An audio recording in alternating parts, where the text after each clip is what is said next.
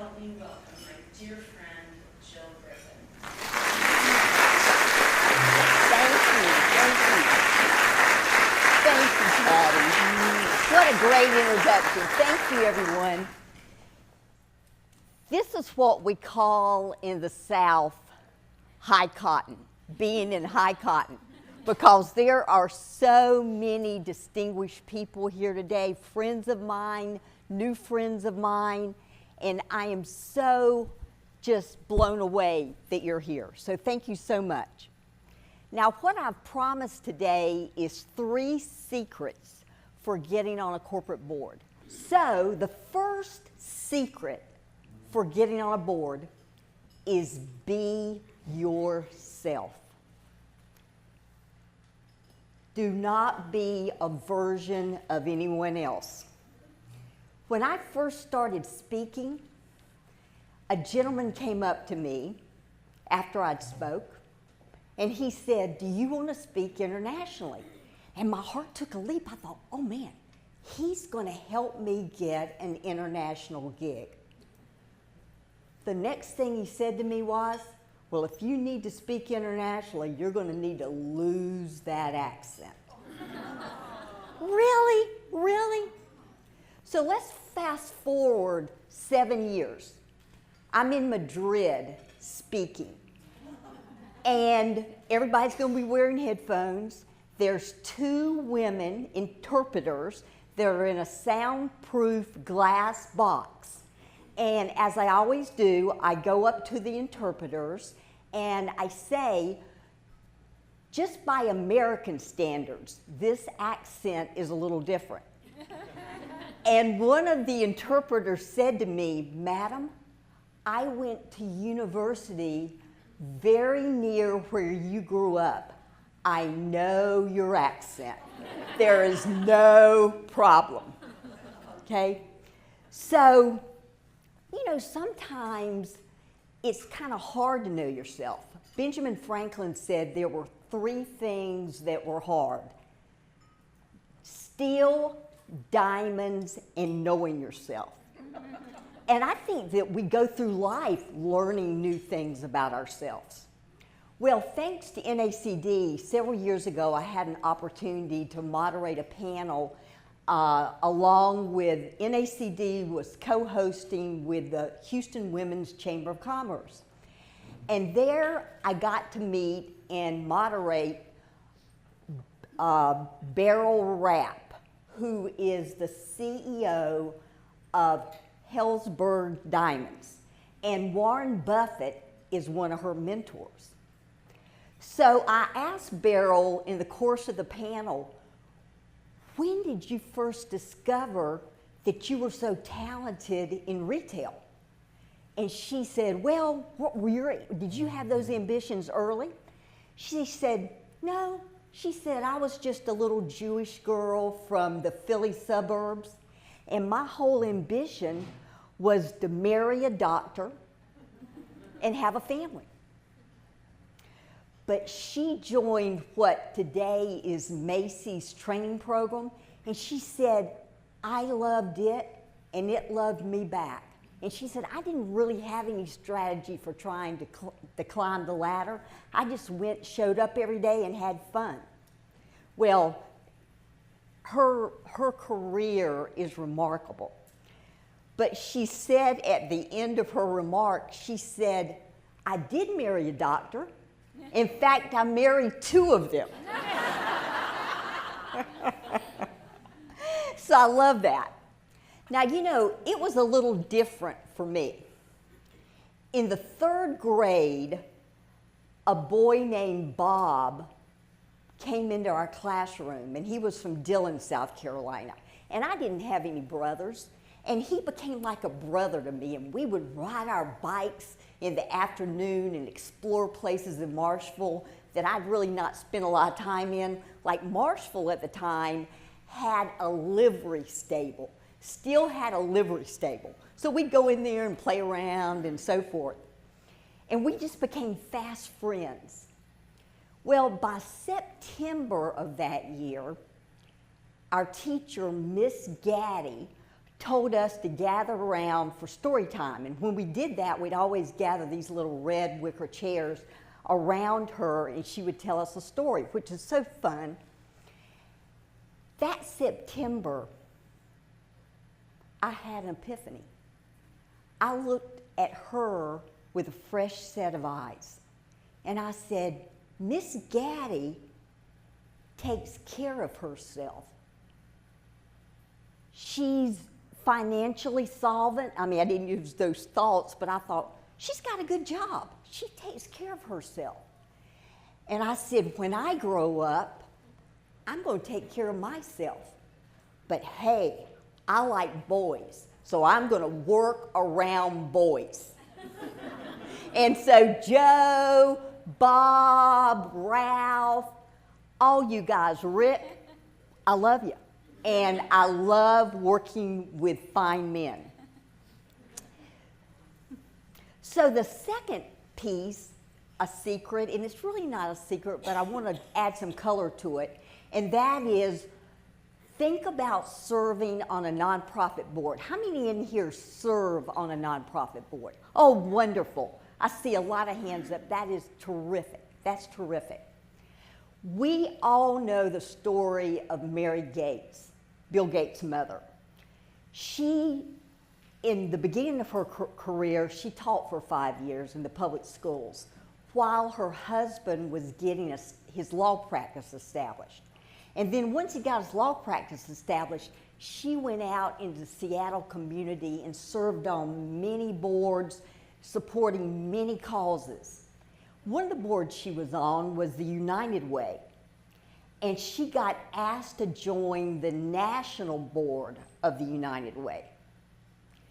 There she met IBM chairman Joe Obey. And she put a bug in Joe's ear. She said, you know, my son in Seattle has something going that I think you guys might be interested in. And so guess what? Joe Obey goes back, tells a few IBM executives about that, and they come calling. And the rest is history. But you know, it's not just serving on nonprofit boards. It's also doing work out in the community in other ways as well. I had the opportunity to interview Senator Bill Bradley recently, and he is known for supporting women. And I asked him, I said, where does that come from? And he said, well, my mother was out in the community doing things, and I saw how talented she was, and I've always just been a real advocate for women. So when he ran for president in 2000, a young woman came on board on his campaign named Melody Hobson. And she worked as hard on that campaign as she did in her real job. And she was she was climbing the ladder at an investment firm. And so about 2 years after that, Senator Bradley calls her up and says, I'm on the Starbucks board and I'm taking you with me. And she said, I'm just this little pipsqueak from Poughkeepsie. What do I know about serving on a public board? But she was very, she was really downplaying it because she was a Princeton graduate and just a brilliant woman. In fact, she was featured in the Wall Street Journal this week. So thinking about those kinds of opportunities, you never really know who you're going to cross paths with and how that's going to happen. The third thing that I want to talk about is resilience. Because getting on a board, you're going to have some stops and starts. I've interviewed a number of women that got on boards, others that got on the short list, and one that even said she had the seat and then was bounced, didn't get the seat, and what happened was the person that got the seat had an inside contact. So it takes resilience to travel this road. So when my book, Customer Loyalty, came out, I started getting invited to speak at big conferences. And one of the conferences at the time was Inc. magazine, very prestigious conference. There were 45 speakers there. And so I spoke to a standing room only audience. And I had prepared my information, I had my statistics, I had examples. But I could tell during that talk that I wasn't really connecting. But I was so inexperienced. What I would do today is just toss it and say, let's go to Q&A. That's what I would have done. But I didn't have the experience to do that. So 2 weeks later, the speaker scores come back. And every speaker is rated. Guess where I got rated? Dead last. 45th of 45 speakers. I was so ashamed. And I just thought, not only does Inc. magazine know I'm bad, but those 44 speakers that are just talented and working all over the country, they know I'm bad too. So I sought out a dear friend of mine, Jim Bearden. I don't know if any of you know Jim Bearden in town. If you ever have a chance to hear him speak, he's amazing. And I invited him to lunch, and I told him the news. And what I love about Jim is Jim's a straight shooter. So he didn't go, well, that's just one score. He said, Jill, sometimes you got to take yourself to the woodshed. And I knew what that meant. I need to face this head on. I needed to get over this shame and move forward. So when I got home to my home office, I remember distinctly taking out a white sheet of paper and listing every trespass that I had done against that audience. Number one, I was intimidated. Number two, I hid behind my information. Number three, I didn't entertain them. And what I know now is nobody cares a thing about your information if you're not first entertaining.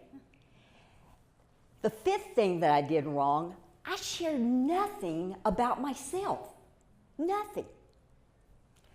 So, with all of that as a laundry list, I went out and I started totally changing my speaking style. I even got a contract with a Motion Picture Association so that I could show movie clips throughout some of my presentations. And I would go, this is when you had VCRs, and I'd travel with like 12 VCR tapes. And I would work those into my presentation. And people before I started would go, are we going to watch all those movies? And I say, yeah, we are. So anyway, I got better and better, and my scores got higher and higher. And after about 2 years, I decided to call John back at Inc. magazine. And I said to him, John, I know I was a huge disappointment 2 years ago, but I have learned my lessons. And I've got great speaker scores. I've got great recommendations for you. Would you consider having me back? Here's where serendipity comes in. He says, Jill, it's interesting that you just called me. He said, last week I asked my scouts who they had seen recently in your name that they liked, and your name was on the list. So that's what I'm talking about when I'm talking about resilience. When you get knocked down, get up. And if we're not falling flat on our face at times, we're not persevering enough. If we're not getting knocked down, we're not reaching far enough. So before I close, I want to, and I've got this written because I want to get it right. I don't know if anybody saw a movie that starred Matt Damon called We Bought a Zoo. Anybody saw that movie? Well, there's a scene in there where he is talking to his son. And he says, sometimes all it takes is 20 seconds of insane courage. Just 20 seconds of embarrassing bravery. And if you do that, good things will come to you. Thank you.